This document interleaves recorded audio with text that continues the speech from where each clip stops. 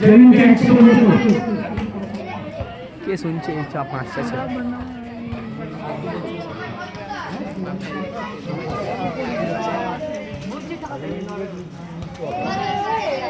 আমরা 2 বছর বাদে যখন আমাদের অঞ্চলের গর্ব পঙ্কজলাল রায়ের জন্ম 100 বছর হবে, আমরা এখানে বর্ণাঢ্য অনুষ্ঠানের মাধ্যমে আমরা সেই দিনটাকে উদযাপন করব। আমরা পঙ্কজলাল রায় স্মৃতি কমিটির পক্ষ থেকে আমি যে সরকার গত বিরোধী সরকার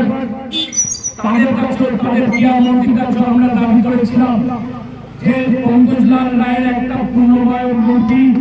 ময়দানে প্রতিষ্ঠা করার জন্য, এছাড়াও প্রধানমন্ত্রী থেকে আরম্ভ করে